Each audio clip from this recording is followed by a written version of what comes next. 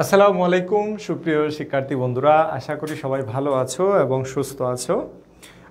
আমাকে ঠিকভাবে দেখতে এবং শুনতে পাচ্ছ কিনা একটু জানাও।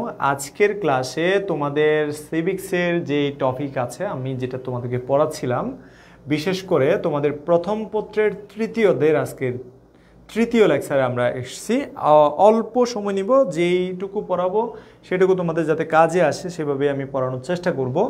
কে কোন জায়গা থেকে আজকের লাইভ ক্লাসটি দেখছো এবং কে কোন জায়গা থেকে যুক্ত আছো আমাকে একটু কমেন্টস করো, যাতে তোমাদের যে প্রশ্নগুলো আছে সেগুলো আমি দেখতে পারি। তো তোমরা কে কোন জায়গা থেকে লাইভটি দেখছো একটু কমেন্টসে জানাও। আজকে তোমাদের সিভিক্সের ফার্স্ট পেপারের লেকচার 3-এর উপর ক্লাস হবে, অর্থাৎ ফার্স্ট পেপার চ্যাপ্টার, চ্যাপ্টারটা আমি এখানে লিখি নাই, চ্যাপ্টার হচ্ছে তোমাদের 3। আমি তৃতীয় অধ্যায় পড়াচ্ছি। তৃতীয় অধ্যায়ের লেকচার 3-এ তোমাদের সবাইকে স্বাগতম। আচ্ছা, একটু বলো, রংপুর থেকে আমাদের সাথে সামান্তা যুক্ত হয়েছেন এবং আরও যারা ক্লাসটি দেখছো একটু আমাকে রেসপন্স করো যে আমাকে ঠিকভাবে শুনতে এবং দেখতে পাচ্ছ কিনা। পড়ালেখার নিয়মিত আয়োজন আজকের এই ক্লাসে তোমাদের সবাইকে স্বাগত জানাচ্ছি। কে কোন জায়গা থেকে ক্লাসটি দেখছো একটু কমেন্টস করো, কেমন? যেহেতু আমাদের 26 বেসের অনেক শিক্ষার্থী এবং 27 বেসের অনেক শিক্ষার্থী ইতিমধ্যেই কলেজ শুরু হয়েছে, অনেকের দুর্গাপূজার বন্ধ আছে, তারপরও এর পাশাপাশি হচ্ছে আরও বিভিন্ন যে বন্ধ। আবু হানিফ আমাদের সাথে যুক্ত হয়েছেন, নাসরিন সুলতানা রংপুর থেকে যুক্ত হয়েছে। রংপুর থেকে আমাদের সাথে অনেক স্টুডেন্ট যুক্ত হয়, তার মধ্যে একজন হচ্ছে নাসরিন সুলতানা এবং সামান্তা আজকে যুক্ত হয়েছেন। আরও যারা ক্লাসটি দেখছো কে কোন জায়গা থেকে আছো একটু বলো। আমি ক্লাস শুরু করে দেবো, বেশি সময় নিব না, একটু প্রথমে একটু ওয়ার্ম আপের সময় নিচ্ছি তোমাদের, যাতে তোমরা সবাই যুক্ত হতে পারো। ওকে, চট্টগ্রাম থেকে আবু হানিফ যুক্ত হচ্ছে আমাদের সাথে। আজকে এই যে দেখতে পাচ্ছ তোমরা নিশ্চয়ই, এই টপিকটা আমি তোমাদেরকে পড়াবো, স্বাধীনতার বিষয়ে পড়াবো, অর্থাৎ তৃতীয় অধ্যায়ে। এখানে 3টা টপিক, বিশেষ করে 3টা টপিক বেশি গুরুত্ব পায়, তবে যদিও বা 4টা টপিক আছে, যেমন ধরো মূল্যবোধ আছে। আমি মার্কারটা একটু বড় করি, কেমন? আমাদের আছে মূল্যবোধ, এরপরে আছে হচ্ছে মূল্যবোধের পরে আমি গত ক্লাসে তোমাদেরকে আইন নিয়ে পড়াইছিলাম। এই অধ্যায়ের মধ্যে মূল্যবোধের ধারণা আছে, মূল্যবোধের সংজ্ঞা আছে, মূল্যবোধের শ্রেণী বিভাগ আছে, মূল্যবোধের বৈশিষ্ট্য আছে, উপাদান আছে, ভিত্তি আছে। ওকে, আমাদের সাথে আফরা আনাম আবিনা যুক্ত আছে চকরিয়া থেকে। ওয়ালাইকুম আসসালাম। এবং আমাদের সাথে আবদুল্লাহ রাফি যুক্ত আছে, সমাজবিজ্ঞান দ্বিতীয় পত্রের ক্লাস চাই স্যার। আচ্ছা, সমাজবিজ্ঞান দ্বিতীয় পত্রের ক্লাস যদি চাও তাহলে আমাদের পেইড বেসে ভর্তি হয়ে যাও, কারণ সমাজবিজ্ঞানের ক্লাস আমি তেমন একটা করাই না, কারণ স্টুডেন্ট মানে লাইভে করাই না, কারণ হচ্ছে লাইভে স্টুডেন্ট সংখ্যা খুবই কম থাকে, যার কারণে হচ্ছে আমি সমাজবিজ্ঞানের ক্লাসগুলো পেইড বেসে ক্লাস, আজকেও ক্লাস নিয়েছি, একটু আগে সমাজবিজ্ঞানের ক্লাস নিয়েছি। মূল্যবোধ, আইন, এরপরে আছে কি স্বাধীনতা। এই স্বাধীনতা নিয়েই আজকে আমরা আলোচনা করব। গত ক্লাসে হচ্ছে মূল্যবোধ এবং আইন নিয়ে আমি গত 2টা ক্লাস আমি পড়িয়েছি। আজকে লেকচার 3 আমরা স্বাধীনতা নিয়ে কথা বলবো। ইংরেজিতে স্বাধীনতাকে বলে যে লিবার্টি, কি বলে? লিবার্টি বলে। তোমরা একটু রেসপন্স করবা যে লিবার্টি, এই যে লিবার্টি বা স্বাধীনতাকে কেন্দ্র করে, মানে যদি আমরা বলি বর্তমান বিশ্বের সবচেয়ে বেশি যেটা নিয়ে আলোচনা হয় সেটা হচ্ছে কি স্বাধীনতা। যে যেমন ধরো হচ্ছে ফিলিস্তিনি যারা আছে তাদের উপরে মানে পরাধীনতার যে গ্লানি সেটা চাপিয়ে দিচ্ছে ইহুদি রাষ্ট্র, যে তোমার ইসরায়েল, ঠিক আছে? তো স্বাধীনতার বিষয়ে আমরা একটু আলোচনায় যাব। স্মৃতি আমাদের সাথে যুক্ত আছে।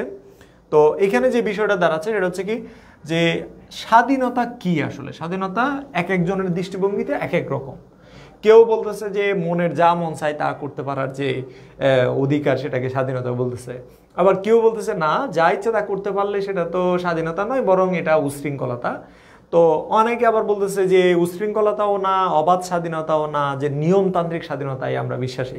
তো তোমরা কোন স্বাধীনতায় বিশ্বাসী? তোমরা কি উশৃঙ্খলতায় বিশ্বাসী, অবাধ স্বাধীনতায় বিশ্বাসী, নাকি নিয়মতান্ত্রিক স্বাধীনতায় বিশ্বাসী, নাকি শৃঙ্খলিত স্বাধীনতা? কোনটা আমাকে একটু কমেন্ট করে জানাতে পারো, তোমরা কোন ধরনের স্বাধীনতায় বিশ্বাস করো।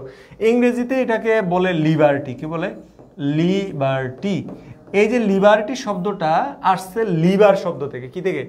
লিবার শব্দ থেকে। এখানে স্পষ্টভাবে আছে ইংরেজি শব্দ লিবার্টি শব্দটি আসছে ল্যাটিন লিবার থেকে। তাহলে আমরা একটু যদি খেয়াল করি তাহলে খুব ইজিলি আমরা এটা মনে রাখতে পারি। এখান থেকে একটা এমসিকিউ আমরা এখান থেকে এনশিওর করে ফেলি, কেমন?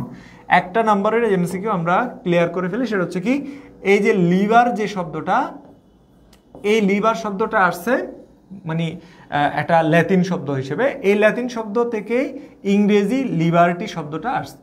তাহলে ইংরেজি লিবার্টি যে শব্দটা, এটা আসছে ল্যাতিন লিবার থেকে। আর লিবার বা লিবার্টির অর্থ হচ্ছে মুক্ত বা ফ্রি। মুক্ত বা কি? ফ্রি। অর্থাৎ যেটা আমরা বলছি যে মানে যার যার মতো ইচ্ছা মতো কাজ করতে পারার যে ক্ষমতা, সেটাকে শৃঙ্খল স্বাধীনতাকে সামান্তা চায়। আমাদের সাথে আনিশা আরমিন যুক্ত হয়েছে, ওয়ালাইকুম আসসালাম। এবং আরও যারা দেখছো তোমরা একটু কমেন্টস করে জানাতে পারো যে কে কোন জায়গা থেকে আছো এবং কোন ইয়ারে, তোমরা কি ফার্স্ট ইয়ার না সেকেন্ড ইয়ার, সেটাও একটু আমাকে বলতে পারো। লিবার্টি, হ্যাঁ, তাহলে লিবার্টি এটা একটা ল্যাতিন শব্দ, বুঝছো? কিন্তু এটা কিন্তু ইংরেজি শব্দ। পরীক্ষায় আসতে পারে যে লিবার্টি কোন শব্দ, মানে কি শব্দ, তো এটা ইংরেজি শব্দ। তোমরা আবার এটাকে ল্যাতিন শব্দ বলো না, লিবার শব্দটা কিন্তু ল্যাতিন। তবে যদি আবার বলা হয় লিবার্টি শব্দটি কোন শব্দ থেকে আসছে, তখন তোমাকে বলতে হবে লিবার্টি শব্দটি লিবার শব্দ থেকে আসছে, যেটা একটা ল্যাতিন শব্দ। তো লিবার্টি শব্দ তো মুক্ত বা ফ্রি, মুক্ত বা কি? ফ্রি। তো এই লিবার কথাটা বা লিবার্টি কথাটা যখন আসতেছে, তখন আমার একটা দেশের কথা মনে পড়তেছে, সেটা হচ্ছে লাইবেরিয়া। দেশটার নাম মনে পড়তেছে। তোমরা লাইবেরিয়ার নামটা শুনছো কি? এই যে লাইবেরিয়া, এই লাইবেরিয়া যে শব্দটা, এই লাইবেরিয়া দেশটা, এই লাইবেরিয়া দেশটার অর্থ হচ্ছে মুক্ত বা যেটাকে আমরা বলি যে স্বাধীন ভূমি। অর্থাৎ উপনিবেশের করাতলগত না থেকেই বরং এরা স্বাধীনতার জন্য সংগ্রাম করেছিল এবং তারা স্বাধীন জীবনযাপন করেছে। এই জন্য লাইবেরিয়া দেশটা যে অনেক সময় আমরা লিবার্টি শব্দের সাথে আমরা মনে করি আর কি, ঠিক আছে? তাহলে স্বাধীনতা বা সারা জীবন হচ্ছে যারা কোনো উপনিবেশের অধীনে ছিল না, সেটা হচ্ছে লাইবেরিয়া। এবং এই লিবার্টি শব্দটি আসছে লিবার থেকে, এটা আমরা জানলাম। তো এখন আমরা স্বাধীনতার মানে সাধারণ অর্থে আমরা যেটা বুঝি সেটা হচ্ছে মুক্ত বা ফ্রি, মানে আমরা যা মন চায় আমরা সেটা যদি করতে পারি, সেটাকে আমরা স্বাধীনতা বলতেছি। কিন্তু আমরা আলোচনার মধ্যে একটু যদি খেয়াল করি যে আমরা এখানে অবাধ স্বাধীনতাকে বুঝাবো না, এখানে আমরা মুক্ত বা ফ্রি বুঝাবো, বাট অবাধ স্বাধীনতাকে আমরা বুঝাবো না। অর্থাৎ আমরা এইটা যে স্বাধীনতা, আমরা এখানে যে স্বাধীনতার কথা বলবো, আমরা যে পৌরনীতিতে যে স্বাধীনতার কথা বলবো, সেটা নিশ্চয়ই শৃঙ্খলিত স্বাধীনতা। কি? শৃঙ্খলিত স্বাধীনতার কথা বলবো। আমরা এখানে অবাধ স্বাধীনতার কথা কখনোই বলবো না। আমরা এখানে অবাধ স্বাধীনতার কথা বলবো না, আমরা বলবো কি? শৃঙ্খলিত স্বাধীনতার কথা, নিয়ন্ত্রিত স্বাধীনতার কথা আমরা বলবো। তাহলে আমরা স্বাধীনতা বলতে সাধারণ অর্থে যেটা বুঝি, আমাদের যা মন চায় তা করতে পারার যে অধিকার, সেটাকে বুঝি। কিন্তু পৌরনীতিতে সেটাকে স্বাধীনতা বলতেছে না, বলতেছে কি? যে স্বাধীনতা হচ্ছে যে অন্যের ক্ষতি না করে অথবা অন্যের অনুরূপ স্বাধীনতা খর্ব না হয় মতো করে নিজের স্বাধীনতা উপভোগ করাটাই হচ্ছে আসলে প্রকৃত স্বাধীনতা, এটাই বলতেছে। আমরা তাত্ত্বিক দিকে আলোচনায় চলে যাই। যেমন আমরা স্বাধীনতার দুটি দিকের কথা বলছি, একটা নেতিবাচক, যেটা আমি একটু আগে বলছি যে নেতিবাচক দিক কোনটা। যখন বলা হবে যে অবাধ স্বাধীনতা, তখন সেটা হচ্ছে নেতিবাচক দিক স্বাধীনতার। ইতিবাচক দিক কোনটা? ইতিবাচক দিক হচ্ছে যখন শৃঙ্খলিত স্বাধীনতা এবং সুশৃঙ্খল স্বাধীনতা, তখন সেটা ইতিবাচক। তাহলে স্বাধীনতার কয়টা দিক আছে? দুইটা দিক আছে। একটা দিকে বিশ্বাস করে, মানে একটা দিকের পক্ষে আছে হচ্ছে Bentham, Herbert Spencer, Thomas Hobbes, John Locke এবং আডাম স্মিথ। আমরা একটু যদি মনে রাখার চেষ্টা করি, জন স্টুয়ার্ট মিল, তারপরে স্মিথ, এরপরে হচ্ছে আমাদের স্পেন্সার, এর পাশাপাশি হচ্ছে তোমাদেরকে এগুলো এমনি বলতেছে এরকম মনে করার দরকার নাই, এগুলো পরীক্ষায় আসে যে ইতিবাচক স্বাধীনতার পক্ষে কারা ছিলেন, অথবা নেতিবাচক স্বাধীনতার পক্ষে কারা ছিলেন, এরকম প্রশ্ন আসে। তাহলে নেতিবাচক স্বাধীনতার পক্ষে কারা ছিল? যে হারবার্ট স্পেন্সার ছিল, টমাস হবস ছিল, তাহলে আমরা হবস, তাও এর পাশাপাশি জন লকের কথা এখানে আছে, জন লক। এরা হচ্ছে যে তোমার নেতিবাচক স্বাধীনতা, মানে তাদের কথা হচ্ছে অবাধ স্বাধীনতা, মানে কোনো ধরনের নিয়ন্ত্রণ রাখা যাবে না। তাদের দৃষ্টিতে হচ্ছে যদি নিয়ন্ত্রণ থাকে তাহলে সেটা স্বাধীনতা হলো না। তাদের কথা হচ্ছে কি, যেটা নিয়ন্ত্রিত সেটাকে আর স্বাধীনতা বলার দরকার কি? সেটা হচ্ছে যে তোমার স্বাধীনতা নয়, বরং এটা একটা শৃঙ্খল অবস্থা। শৃঙ্খল অবস্থায় স্বাধীনতা বুক করা যায় না। তাদের কথা, তাদের মধ্যে পক্ষে আছে কারা? বেথাম আছে, হারবার্ট স্পেন্সার আছে, জন লক আছে, টমাস হবস আছে, মিল আছে। এরা সবাই বলতেছে না, এরকম হতে পারে না। জন স্টুয়ার্ট মিলের কথাও আমি বললাম, যে জন লকের কথা বললাম, হারবার্ট স্পেন্সারের এই কথা বলতেছে কোনো প্রকার নিয়ন্ত্রণ রাখা যাবে না, বাধা রাখা যাবে না। যদি বাধা থাকে তাহলে সেটাকে স্বাধীনতা বলতে তারা নারাজ, অর্থাৎ তারা বলতে চায় না। তাহলে তারা স্বাধীনতার কোন দিকটা চায়? তারা হচ্ছে নেতিবাচক দিকে তারা স্বাধীনতা চায়, ঠিক আছে? আমাদের সামনে রেজাল্ট দিবে, সবাই প্রে করিয়েন। আচ্ছা, জুজুল পাল আমাদের সাথে যুক্ত আছে, ব্রাহ্মণবাড়িয়া থেকে আনিশা আরমিন যুক্ত আছে। হ্যাঁ, বেন্থামো ছিল, হ্যাঁ সামান্তা বললো যে বেন্থামো ছিল। ওকে, এরপরে নেতিবাচক দিকের কথা বলি। নেতিবাচক দিক কোনগুলো? নেতিবাচক দিক হচ্ছে যখন আমরা এই যে বললাম নেতিবাচক দিকের কথা বলছি অলরেডি, যারা হচ্ছে অবাধ স্বাধীনতা চায় তাদের কথা হচ্ছে কি, যদি কোনো মানুষকে শৃঙ্খলিত রাখা হয় তাহলে সেটাকে স্বাধীনতা হলো না, তাহলে মানুষকে সর্বপ্রকার নিয়ন্ত্রণ বা বাধা থেকে মুক্তি যদি আমরা দিতে পারি তাহলে সেটাই স্বাধীনতা। এবং এটার পক্ষে ছিল কারা? এই যে জন লক ছিল, টমাস হবস ছিল, এবং এর পাশাপাশি মিলের কথা, স্মিথের কথা, হারবার্ট স্পেন্সারের কথা, এদের কথা আমি বললাম। এরপরে আমরা ইতিবাচক দিকে যাই। ইতিবাচক মানে কোনটাকে বোঝাচ্ছে? বোঝাচ্ছে যে নিয়ন্ত্রিত স্বাধীনতাকে, যেমন আত্মনিয়ন্ত্রণ ও স্বশাসনের ক্ষমতা, নিজের ইচ্ছাকে বাস্তবায়িত করার অধিকার, এবং যা সমাজের কল্যাণের সঙ্গে সামঞ্জস্যপূর্ণ। এর পক্ষে ছিল হচ্ছে কারা? জ্যাজক রুসো ছিল, হ্যাগেল ছিল, এবং এইচ.টি. Green, T. H.. গ্রিন, এরা ছিল। অর্থাৎ জন লক, এরপরে বেথাম, হারবার্ট স্পেন্সার। এটার বিপরীত হচ্ছে কারা? জ্যাজক রুসো, এরপরে হচ্ছে তোমার হ্যাগেল এবং টি.এইচ. গ্রিন। এরা হচ্ছে নিয়ন্ত্রিত স্বাধীনতার পক্ষে ছিল। তাদের কথা হচ্ছে যেটা মানুষের কল্যাণে যে স্বাধীনতা, সেটাই হচ্ছে প্রকৃত অর্থে স্বাধীনতা। তো তার কথা হচ্ছে মানুষের নিজের ইচ্ছা বাস্তবায়িত করতে গিয়ে অন্যের উপরে কোনো ধরনের ইচ্ছা ছাপিয়ে দেওয়া যাবে না, এটাকে স্বাধীনতা বলা যাবে না। যেমন ধরো আমরা স্বাধীনতা বুক করতে গিয়ে ধরো আমরা রাস্তা দিয়ে হাঁটতেছি, এমনভাবে হাঁটতেছি যে চারপাশে কে আছে কোনো খেয়াল আমরা করতেছি না। ফলে কি হচ্ছে? আশপাশ দিয়ে হেঁটে যাওয়া মানুষগুলো আমাদের গায়ে লেগে ধাক্কা খাচ্ছে এবং অন্যান্য ক্ষেত্রে গিয়ে তারা বাধার সম্মুখীন হচ্ছে। এই যে একটা অবস্থা, এই অবস্থাটা হচ্ছে কি নেতিবাচক অবস্থা। তো এটার পক্ষে না কারা? এটার পক্ষে না হচ্ছে মূলত জ্যাজক রুসো, হ্যাগেল এবং টি.এইচ. গ্রিন। এদের কথা হচ্ছে নিয়ন্ত্রিত অবস্থায় থাকতে হবে, নিয়ন্ত্রিতভাবে স্বাধীনতা বুক করতে হবে। সংজ্ঞার ক্ষেত্রে অধ্যাপক লাস্কি কি বলছে দেখো। অধ্যাপক লাস্কি বলতেছে স্বাধীনতা হলো সেই সামাজিক পরিবেশ যেখানে, মানে যেহেতু আমরা অধ্যাপক লাস্কির কথা অলরেডি বলতে যাচ্ছি, সেটা হচ্ছে স্বাধীনতা হলো সেই সামাজিক পরিবেশ, তোমরা একটু মনে রাখো, যেখানে মানুষ পরিপূর্ণ বিকাশ লাভ করতে পারে। মানে এমন একটা পরিবেশ যেখানে মানুষেরা যা চায় সেটা করে পরিপূর্ণ বিকাশ লাভ করতে পারবে। হারবার্ট স্পেন্সার বলছে প্রত্যেক ব্যক্তির ইচ্ছামতো কাজ করতে পারার যে ক্ষমতা, সেটাই হচ্ছে স্বাধীনতা। যতক্ষণ তা করতে পারে ততক্ষণই সে স্বাধীন, যদি করতে না পারে তাহলে সে স্বাধীন না। যেহেতু আমরা জানছি যে হারবার্ট স্পেন্সার একজন নেতিবাচক স্বাধীনতায় বিশ্বাসী, যেটা আমরা চাই না স্বভাবত। কারণ হচ্ছে যখন এই স্বাধীনতা যখন বাস্তবায়িত হবে তখন দুষ্ট লোকেরা সমাজের মধ্যে যারা নিরহ লোক আছে তাদের উপরে দমন পীড়ন চালাবে, কারণ অবাধ স্বাধীনতা তাদেরকে উশৃঙ্খল করবে।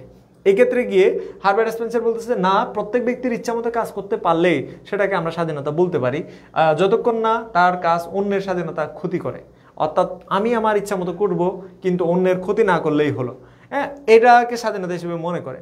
অধ্যাপক সিলি মনে করে কি যে অতি শাসনের বিপরীত অবস্থায় হচ্ছে কি স্বাধীনতা। তার কথা হচ্ছে কি শাসনের বিপরীত অবস্থা, অতি শাসন। এই অতি শাসনের বিপরীত অবস্থা আমরা স্বাভাবিকভাবে যেটা জানি যে যেখানে অতিরিক্ত শাসন করা হয় সেখানে মানুষের স্বাধীনতা থাকে না। আমরা অনেক কথা বললাম, আমাদের যেটা পরীক্ষায় আসে স্বভাবত এই ধারণা থেকে আসে, যেটা আমি একটু আগে তোমাদেরকে বলছিলাম, সেটা হচ্ছে কোনটা, যে লিবার্টি যে শব্দটা, এটার আগমন সম্পর্কে তোমাদেরকে বলছি। লিবার শব্দ থেকে লিবার্টি, যার অর্থ হচ্ছে মুক্ত বা ফ্রি। আরেকটা জায়গাতে বেশি প্রশ্ন আসে, সেটা হচ্ছে কি যে স্বাধীনতা শ্রেণী বিভাগ। যেমন অনেক ধরনের স্বাধীনতা আছে, যেমন ধরো ব্যক্তিগত স্বাধীনতা আছে, প্রাকৃতিক স্বাধীনতা আছে, এরপর আরও অন্যান্য স্বাধীনতা আছে। প্রাকৃতিক স্বাধীনতা কি? প্রাকৃতিক স্বাধীনতা বলতে যেটাকে বোঝায়, এটা কি ফার্স্ট ক্লাস, আজকে ফার্স্ট ক্লাস করতেছি তাই জানি না। আচ্ছা, এটা আমাদের 3 নাম্বার ক্লাস, বুঝছো? এর আগেও আমরা প্রায় 2টা ক্লাস আমরা করেছি, ঠিক আছে? আমি একটু বড় করলাম। প্রাকৃতিক স্বাধীনতা কি? এটি এমন এক কাল্পনিক স্বাধীনতা যা মানুষ রাষ্ট্র বা সমাজ গঠনের আগেই উপভোগ করতে বলে ধরা হয়। মানে প্রাকৃতিক স্বাধীনতা হচ্ছে এটা একটা অবান্তর। আমি কেন অবান্তর বলছি শোনো, কারণ অনেকে মনে করে যে প্রকৃতি রাজ্যে মানুষেরা সবাই স্বাধীন এবং এটা আগে মানুষেরা বুক করত, মানে আগে বলতে সমাজ গঠনের আগে প্রাকৃতিক স্বাধীনতা বুক করতো। কেউ কাউকে কোনো ধরনের বাধা দিত না, কেউ কারো বিষয়ে ইন্টারফেয়ার করতো না, এবং সবাই নিজের মতো করে জীবনযাপন করতো। এবং এটাই হচ্ছে প্রাকৃতিক স্বাধীনতা। অর্থাৎ এটি এমন একটি কাল্পনিক স্বাধীনতা যা মানুষ রাষ্ট্র ও সমাজ গঠনের আগেই উপভোগ করতো বলে ধরা হয়। মানে সমাজ গঠনের আগে কোনো নিয়ম তো ছিল না, আমরা সমাজ গঠন করার পরে না আমাদের সমাজের আইন কানুন তৈরি হয়েছে। তাহলে অতীতের যে স্বাধীনতা সেটাই প্রাকৃতিক স্বাধীনতা। অর্থাৎ প্রকৃতির মধ্যে আমরা যে সবাই স্বাধীন, সেটাই হচ্ছে প্রাকৃতিক স্বাধীনতা। যেমন রুশো বলতেছে মানুষ জন্মগতভাবে স্বাধীন, আচ্ছা সেদিক থেকে আমরা সবাই স্বাধীন। জ্যাজেক রুশোর কথা তোমরা নিশ্চয়ই পড়ছো বা নিশ্চয়ই তোমাদের বইয়ে আছে। তো জ্যাজেক রুশো বলতেছে মানুষ জন্মগতভাবে স্বাধীন এবং সর্বত্র সেই শৃঙ্খলিত, মানে জন্মগতভাবে আমরা সবাই স্বাধীন, এটাই হচ্ছে আমাদের প্রাকৃতিক স্বাধীনতা এবং যেটা আমরা সমাজ গঠনের আগে ভোগ করতাম। হ্যাঁ, প্রকৃতির রাজ্যে আমরা সবাই স্বাধীন ছিলাম। রিমি যুক্ত হয়েছে আমাদের সাথে, আমি ভালো আছি। রিমি বলতেছে দ্বিতীয় পত্রটা নিলে ভালো হতো। দ্বিতীয় পত্রটার ক্লাস আছে, অলরেডি কিছু ক্লাস আছে এবং কোনো আইন বা শৃঙ্খলা দায়িত্ব এখানে কোনো সীমা নাই, সম্পূর্ণ অবাধ এবং সমাজবদ্ধ জীবনের জন্য অবাস্তব এবং বিপজ্জনক। এই স্বাধীনতা বুক করা মানে ঠিক না, এটা অবাস্তব এবং এটা একটা মানে মানুষকে অবাধ্য করবে। এটা যদি আমি এই মুহূর্তে বলি অতীতে মানুষ যে এরকম স্বাধীনতা ভোগ করছে সবাই সেই রকম স্বাধীনতা ভোগ করো, তাহলে মানুষ তো সবাই কি হয়ে যাবে, যে উইল্ড লাইফ লিভ করবে, অর্থাৎ তারা জঙ্গলি জীবনযাপন করবে। যেমন তারা উদাহরণ বলছে জঙ্গলি অবস্থায় মানুষের যে স্বাধীনতা সেটাই প্রাকৃতিক স্বাধীনতা।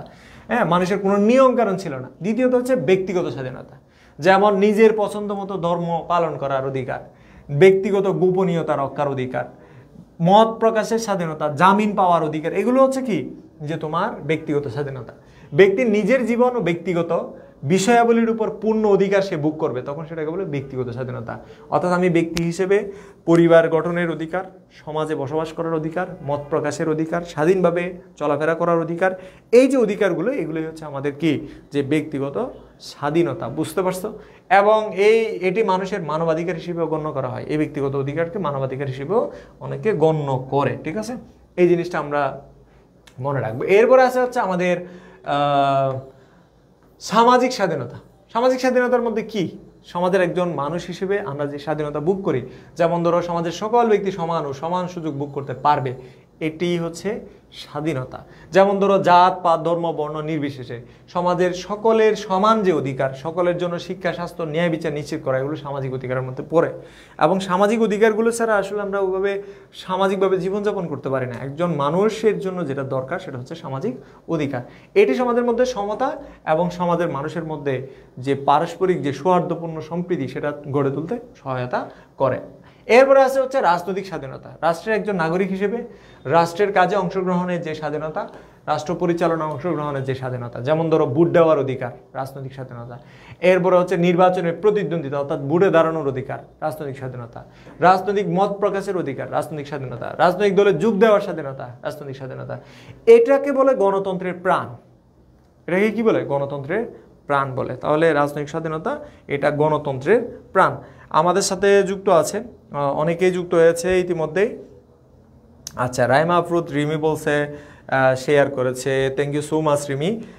এবং আমরা যেহেতু স্বাধীনতার প্রকারগুলো পড়তেছি, এগুলো তোমাদের কাছে একটু বোরিং লাগতে পারে, বাট এগুলো থিওরিটিক্যাল পড়া, অনেকে এগুলো পড়তে চায় না। আমি জাস্ট হচ্ছে তোমাদেরকে একটা অধ্যায় শুরু করেছি, যেহেতু ফার্স্ট ইয়ার আমাদের অর্থাৎ ইতিমধ্যে কলেজ শুরু করেছে, যার কারণে ফার্স্ট ইয়ারদের উদ্দেশ্য করে এই ক্লাসগুলো, বিশেষ করে আমার ক্লাসটা সাজানো হয়েছে। আইনগত স্বাধীনতা কোনগুলো, অর্থাৎ আইন দ্বারা নির্ধারিত যে স্বাধীনতাগুলো, অর্থাৎ আইনের দৃষ্টিতে আমরা জানি everyone is equal, everyone is equal before the ল।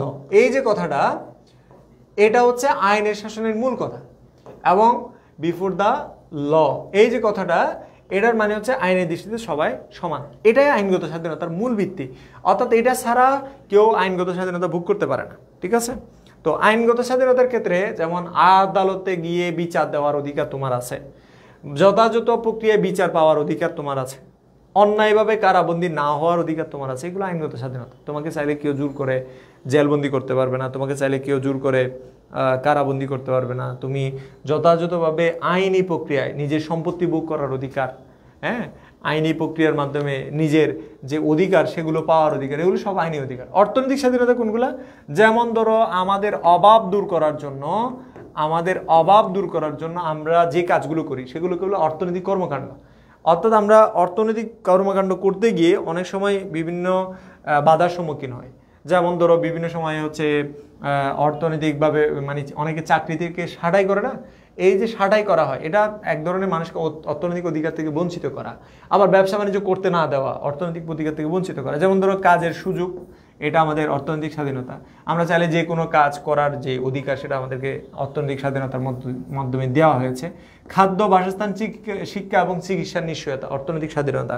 কারণ হচ্ছে এই অর্থনৈতিক স্বাধীনতা না থাকলে একজন মানুষ তার অভাব অনটন দূর করতে পারবে না। অভাব অনটন থেকে গেলে পড়ালে ভালো হবে ফার্স্ট ইয়ারের জন্য। আচ্ছা, আফরা, আনাম, আবিনা এর আগে 2টা ক্লাস হয়েছে, এগুলো করে নাও।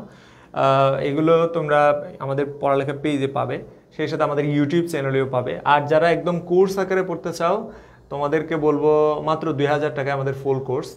এবং ফুল কোর্স তোমরা ক্লাসগুলো হচ্ছে সিক্রেট গ্রুপে হবে এবং ওয়েবসাইট থাকবে, ওয়েবসাইট থেকে তোমরা ক্লাসগুলো করে নিতে পারবে। এবং আমাদের ওয়েবসাইটের লিঙ্কও দেওয়া আছে, ওয়েবসাইট পড়ালেখা.info, এটা সার্চ করলে হবে, শুধু পড়ালেখা সার্চ করলেও হবে, ঠিক আছে, পড়ালেখা.info। হ্যাঁ, এটা দিয়েও সার্চ করতে পারো, তবে শুধু পড়ালেখা সার্চ করলে ওয়েবসাইট আসবে, ওখান থেকেও তোমরা কোর্সগুলো সম্পর্কে জানতে পারবে। পেজেও যথেষ্ট তথ্য দেওয়া আছে, পেজের কভার ফটোতেও কোর্স সম্পর্কে আছে, তোমরা সেখানে ভর্তি হয়ে যেতে পারো। পুরো চ্যাপ্টারের পিডিএফ দেওয়ার ব্যবস্থা করলে ভালো হতো। দেলোয়ার হোসেন, পুরো চ্যাপ্টারের সব ক্লাস এবং পিডিএফ সবই হচ্ছে পেইড বেসে দেওয়া হয়। ফ্রি ক্লাস যেগুলো তোমাদেরকে নোট করতে হবে, কারণ তুমি র্যান্ডমলি ক্লাস করতেছো, বাট আমি তোমাকে কোথায় পাবো যে পিডিএফ দেওয়ার জন্য? সেটার জন্য তোমাকে হয় আমার সাথে কানেক্টেড থাকতে হবে, অথবা হচ্ছে তোমাকে কোর্স এনরোল করতে হবে, ঠিক আছে। এখানে দেখো যে নিজের আয় এবং সম্পত্তি ভোগের যে অধিকার, সেটাকেও আমরা অর্থনৈতিক স্বাধীনতার মধ্যে অন্তর্ভুক্ত করেছি। সাবজেক্ট একটু ওই সামনের রুমে মনে হয়। এরপরে আছে হচ্ছে আমাদের জাতীয় স্বাধীনতা।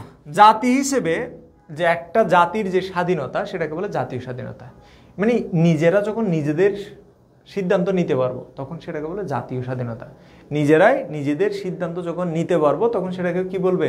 জাতীয় স্বাধীনতা বলবে। যেমন ধরো আমরা নিজেদের মানে সিদ্ধান্ত নিতে পারতেছি কিনা। ধরো আমরা যখন বাংলাদেশ যখন স্বাধীন হলো তখন থেকে তো আমরা একটা সার্বভৌম জাতি।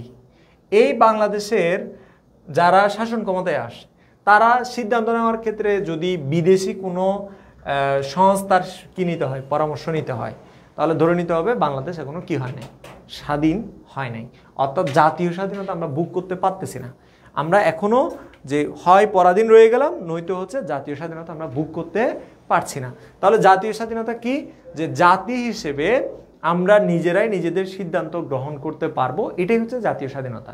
অন্য কোনো দেশের মতামত আমার নিতে হবে না, অন্য কোনো দেশের চেহারার দিকে চেয়ে থাকতে হবে না, আমি আমার মতো করে সিদ্ধান্ত নিতে পারবো, এটাই হচ্ছে আমার জাতীয় স্বাধীনতা। যদি সেটা আমরা না পারি তাহলে ধরে নিতে হবে আমাদের জাতীয় স্বাধীনতার অভাব রয়েছে। এবং এখানে 1971 সালে স্বাধীন হওয়ার পর থেকে আমরা আদৌ নিজেরাই নিজেদের মতো করে সিদ্ধান্ত নিতে পারছি কিনা, যদি না পারি তাহলে আমাদের জাতীয় স্বাধীনতার মধ্যে কি রয়েছে? অভাব রয়েছে, বা জাতীয় স্বাধীনতা আমরা এখনো অর্জন করতে পারি নাই। এবং এটিকে বলছে সকল প্রকার স্বাধীনতার ভিত্তি। দেখো, আমরা জাতি হিসেবে যদি স্বাধীন না হতে পারি এবং আমাদের জাতীয় স্বাধীনতা যদি না থাকে, তাহলে আমরা একটা নিজেদেরকে স্বাধীন একটা জাতি হিসেবে পরিচয় দিতে পারবো না। এবার আসে হচ্ছে কোন কোন প্রতিষ্ঠানগুলো আমার স্বাধীনতাকে রক্ষা করবে।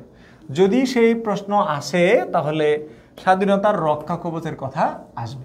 স্বাধীনতার রক্ষা কবচ যা আছে সেগুলো হচ্ছে এগুলা। একটা হচ্ছে আইন। আইনকে বলা হয় স্বাধীনতার প্রধান রক্ষা কবচ। স্বাধীনতার প্রধান রক্ষা কবচ কি? পরীক্ষায় আসে অনেক সময়। স্বাধীনতার প্রধান রক্ষা কবচ হচ্ছে আইন। মনে থাকবে, আইন হচ্ছে স্বাধীনতার প্রধান রক্ষা কবচ, ঠিক আছে? তাহলে আইন হচ্ছে আমাদের স্বাধীনতার প্রধান রক্ষা কবচ। আইন হচ্ছে আমাদের স্বাধীনতার প্রধান রক্ষা কবচ। দ্বিতীয়ত হচ্ছে যে আমাদের আইনের শাসন। তাহলে আবার বলতেছি, আইন হচ্ছে আমাদের প্রধান রক্ষা কবচ। রক্ষা কবচ মানে বুঝো তো, যেগুলো আমাদের স্বাধীনতাকে রক্ষা করে। আইন হচ্ছে স্বাধীনতার প্রধান রক্ষা কবচ। দ্বিতীয় হচ্ছে আইনের শাসন। আইনের চোখে সমান, এটা হচ্ছে আইনের শাসনের মূল কথা। আমি একটু আগে বলছিলাম যে everyone is equal before the law. এর মানে হচ্ছে কি আইনের দৃষ্টিতে সকলেই সমান। ধরো একজন ধনী ব্যক্তি যদি আইনের দৃষ্টিতে বেশি গুরুত্ব পায় তাহলে গরিবরা তো নির্যাতিত হবে, কিন্তু এটা হওয়া যাবে না। আইনের শাসন মানে হচ্ছে কি আইনের দৃষ্টিতে সবাইকে সমান হতে হবে, এবং এটা স্বাধীনতার বড় রক্ষা কবচ, এবং এটা স্বাধীনতার বড় একটা রক্ষা কবচ। তবে প্রধান রক্ষা কবচ হচ্ছে আইন। আইনের শাসন হচ্ছে অন্যতম রক্ষা কবচ। স্বাধীনতার মৌলিক অধিকার, সংবিধানের মৌলিক অধিকার, আমাদের দেশের যে সংবিধান রয়েছে সেখানে 153টি অনুচ্ছেদ আছে। তার মধ্যে সংবিধানের 126 থেকে 47-এর ক, এগুলো হচ্ছে আমাদের মৌলিক অধিকারের ধারা। এইখানে যত মৌলিক অধিকার বাড়বে তত মানুষের অধিকার বাড়বে, স্বাধীনতা বাড়বে। তাহলে সংবিধানের যখন মৌলিক অধিকারের কথা বলে, সেই মৌলিক অধিকারগুলো থাকা মানে হচ্ছে সংবিধানের মধ্যে যে তোমার সাধারণ মানুষের অধিকার থাকা। তাহলে সংবিধানের মৌলিক অধিকার যত বাড়বে তত সাধারণ মানুষের অধিকার বাড়বে। তাহলে সংবিধানের মৌলিক অধিকার বাড়া মানে কি বাড়া? মানুষের স্বাধীনতা বৃদ্ধি পাওয়া। একইভাবে গণতন্ত্র, যেখানে গণতন্ত্র নেই সেখানে মানুষের অধিকার নাই। তুমি দেখো পৃথিবীর যেই দেশগুলোতে গণতন্ত্র নেই সেখানে সাধারণ মানুষেরা নির্যাতিত, নিপীড়িত, নিষ্পেষিত এবং তারা বিভিন্নভাবে যেই হেনস্থার শিকার হয়, নির্যাতনের শিকার হয়। এটাই হচ্ছে তোমার গণতন্ত্র। তাহলে গণতন্ত্র না থাকলে সাধারণ মানুষেরা যে কি যে তোমার কি পাবে না, তাদের ন্যায্য অধিকার পাবে না, বঞ্চিত হবে। এরপরে আসে আমাদের হচ্ছে দায়িত্বশীল শাসন ব্যবস্থা। দায়িত্বশীল শাসন ব্যবস্থা বলতে সরকারের দায়িত্বশীলতাকে বোঝাচ্ছে। স্বাধীনতা আমরা কখন পাবো? যখন সরকার দায়িত্বশীল হবে। সরকার দায়িত্বশীল না হলে তো বাকিগুলো চলবে না। যেখানে আমরা বলছি রাষ্ট্র পরিচালনা করছে কারা? যদি আমরা একটা বাস মনে করি, একটা রাষ্ট্রকে একটা বাস মনে করি, বাসের ড্রাইভার ছাড়া কি বাস চলবে? কখনো বাসের ড্রাইভার ছাড়া কখনো বাস চলবে না। তাহলে এই বাসটা চালাইতে গেলে একজন ড্রাইভার, সেই ড্রাইভার হচ্ছে কি? সরকার। সেই সরকার যদি দায়িত্বশীল না হয়, দায়িত্বশীলভাবে আচরণ না করে, তাহলে এখানে যে যাত্রীরা আছে, মানে আমরা যারা সাধারণ জনগণ, আমরা কি স্বাধীনতা পাবো? আমরা পাবো না। ক্ষমতার স্বতন্ত্রীকরণ মানে হচ্ছে প্রত্যেকটা বিভাগ তার নিজ নিজ ক্ষমতা পাবে, ভোগ করবে এবং ক্ষমতা প্রয়োগ করবে। যেমন ধরো দেশের বিভিন্ন প্রশাসনিক যে কাঠামো রয়েছে, তাদের নিজেরা নিজেদের যে অধিকার, যা তাদের যে দায়িত্ব, তাদের যে কর্তব্য, তাদের যে ক্ষমতা, সেটা যদি তারা পায় তাহলে তারা স্বাধীনভাবে কাজ করতে পারলে মূলত মানুষেরা স্বাধীনতা ভোগ করবে। অন্যথায় মানুষেরা স্বাধীনতা ভোগ করতে পারবে না। আর একটা হচ্ছে বিচার, মানে স্বাধীন বিচার বিভাগ। কিসের স্বাধীন বিচার বিভাগ? যদি একটা রাষ্ট্রের স্বাধীন বিচার বিভাগ না থাকে তাহলে কখনো যে সাধারণ মানুষেরা তাদের ন্যায্য অধিকার পাবে না। স্বাধীন বিচার বিভাগ ছাড়া কখনো স্বাধীনতা মানুষেরা ভোগ করতে পারবে না। এই ক্ষেত্রে স্বাধীন বিচার বিভাগ যদি থাকে তাহলে স্বাধীন বিচার বিভাগের কাজ কি? বিচার বিভাগের মূল কাজ হচ্ছে দুষ্টের দমন, শিষ্টের প্রতিপালন। মানে খারাপ লোকদেরকে দমন করা, ভালো লোকদেরকে কি করা, যে তোমার নিজেদের অধিকার ফিরিয়ে দেওয়া হচ্ছে বিচার বিভাগের কাজ। অর্থাৎ যারা খারাপ তাদেরকে দমন করবে এবং এই দমন করার মাধ্যমে সাধারণ মানুষেরা তাদের স্বাধীনতা ভোগ করবে। আরেকটা হচ্ছে শিক্ষা। শিক্ষা জাতির মেরুদণ্ড, শিক্ষাই মুক্তি। এই শিক্ষা যদি আমরা গ্রহণ না করি আমরা স্বাধীনতা ভোগ করতে পারবো না। এই জন্য শিক্ষিত নাগরিক নিজের অধিকার সম্পর্কে যেহেতু সচেতন থাকে, সে তার নিজের অধিকার সম্পর্কে যেমন জানে, অন্যের অধিকার হরণ করার ক্ষেত্রেও সে সবসময় সতর্ক থাকে। এই জন্য নিজের অধিকার ভোগ করার পাশাপাশি সাধারণ মানুষের অন্যের অধিকার যে তোমার রক্ষার ক্ষেত্রেও আমরা যে শিক্ষিত জনগোষ্ঠী যারা আছে তারা ভূমিকা পালন করে। আর হচ্ছে সরকার ও জনগণের মধ্যে সুসম্পর্ক থাকলে তাও কিন্তু স্বাধীনতা রক্ষা পায়। কারণ সরকার ও জনগণের মধ্যে যদি সুসম্পর্ক থাকে যে স্বাধীনতা রক্ষা পায়। ভাইয়া এখানে তো মনে থাকে না, এগুলো তো মনে থাকে না, এগুলো তুমি পড়বা, বেশি বেশি পড়বা।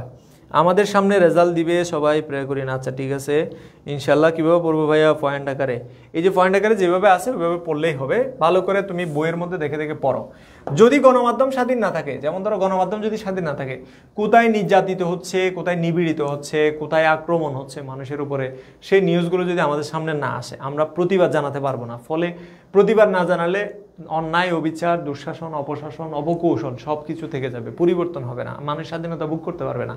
এরপরে হচ্ছে কি সতর্ক জনমত, অর্থাৎ জনগণ যদি সচেতন না থাকে, সচেতন জনগণ যদি না থাকে, সতর্ক জনগণ না থাকে, তাহলে রাষ্ট্রের মধ্যে জনমত গড়ে উঠবে না। জনমত কি? জনমত হচ্ছে এক ধরনের মতামত যেটা সংখ্যাগরিষ্ঠ, যুক্তিযুক্ত এবং হচ্ছে যে প্রাসঙ্গিক কোনো মতামতকে জনমত বলা হয়। বেশিরভাগ মানুষ যখন মনে করে এই কাজটা ভালো, এটা করা উচিত, তখন সেটাকে বলে জনমত। আর হচ্ছে সৎ দূরদর্শী নেতা, অর্থাৎ ভালো এবং দূরদর্শী নেতা থাকতে হবে, তবেই সাধারণ জনগণ তাদের স্বাধীনতা ভোগ করতে পারবে। ওকে, আমরা তাহলে স্বাধীনতার বিষয়ে অনেক কিছু জানলাম। আইনের সাথে স্বাধীনতার সম্পর্ক কি? আইন না থাকলে এক কথায় স্বাধীনতা ভোগ করা যায় না। আইন হচ্ছে স্বাধীনতার প্রধান রক্ষক এবং আইন ছাড়া কখনো স্বাধীনতা ভোগ করা যায় না। আমরা একটু আগে বলছিলাম যে রক্ষা কবচের মধ্যে আইন হচ্ছে প্রধান রক্ষা কবচ। এখানে একটু আগেই যে রক্ষা কবচ পড়ছি, স্বাধীনতার প্রধান রক্ষা কবচ হচ্ছে আইন। এটা মনে রাখবে, এটা এমসিকিউতে আসে। আর আইনের সাথে স্বাধীনতার সম্পর্ক হচ্ছে এরকম যে আইন হচ্ছে স্বাধীনতার রক্ষা কবচ, অন্যদিকে হচ্ছে আইন স্বাধীনতার অভিভাবক, আইন স্বাধীনতার শর্ত, আইন স্বাধীনতার সহায়ক শক্তি, আইন স্বাধীনতার ক্ষেত্রকে প্রসারিত করে, আইন স্বেচ্ছাচারী রোধ করে, আইন সামাজিক সাম্য প্রতিষ্ঠা করে। এই যে আইন স্বাধীনতা উভয়ের, মানে আইন ও স্বাধীনতা উভয়ই জনকল্যাণে নিয়োজিত। টোটাল কথা হচ্ছে মানে যেখানে আইন নেই সেখানে মানুষেরা ন্যায্য স্বাধীনতা পাবে না, নিজেদের অধিকার পাবে না, তারা বঞ্চিত হবে, নিপীড়িত হবে, নির্যাতিত হবে। এই জন্য লক বলছে কি, where there is no law there is no freedom. উইলিপো বলছে নিয়ন্ত্রণ আছে বলেই স্বাধীনতা রক্ষা পায়, স্বাধীনতার সুযোগ সুবিধা আইন দ্বারা সৃষ্ট। ডাইসি বলছে আইন বাড়লে স্বাধীনতা কমে, স্বাধীনতা বাড়লে আইন কমে। এই 4টা কোটেশন এমসিকিউর জন্য তোমাদের মনে রাখতে হবে। তোমরা একটা স্ক্রিনশট নিয়ে রাখো, এমসিকিউর জন্য তোমরা এটা 2-1 বার পড়ে খাতার মধ্যে লিখবা, কারণ আমি এখানে এত সময় দিতে পারবো না যে খাতার মধ্যে লিখো, বসে বসে আমি দাঁড়াই থাকবো, সেরকম করা যাবে না। এই জন্য তোমরা এটা স্ক্রিনশট দিয়ে রাখো, তোমরা এটা পড়বা। এরপরে আমাদের আছে হচ্ছে আইন সম্পর্কে 2টি মতামত, একটা হচ্ছে সহায়ক মতামত আর একটা হচ্ছে বিরোধী মতামত। অনেকে মনে করে আইন স্বাধীনতাকে রক্ষা করে, আবার অনেকে মনে করে আইন স্বাধীনতাকে খর্ব করে। দুটাই কিন্তু সত্য, হ্যাঁ। এটাকে বিভিন্ন জনেরা সমর্থন করে।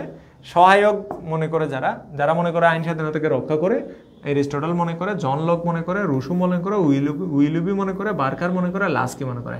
অন্যদিকে বিরোধী মতামত যাদের আইন হচ্ছে স্বাধীনতাকে খর্ব করে, তাদের মধ্যে জন স্টুয়ার্ট মিল, ডাইসি এবং হারবার্ট স্পেন্সার এটা মনে করে। আমরা এই যে ইতিবাচক নেতিবাচক বললাম না, এটাই হচ্ছে এটা। আমরা সাম্যের এই ধারণা নিয়ে, সাম্যের বিষয় নিয়ে পরবর্তীতে আলোচনা করবো ইনশাল্লাহ। তো আজকে এইটুকুই থাকলো, পরবর্তী সেশনে তোমাদের সাথে দেখা হবে। সবাই ভালো থাকবে, সুস্থ থাকবে। আল্লাহ হাফেজ।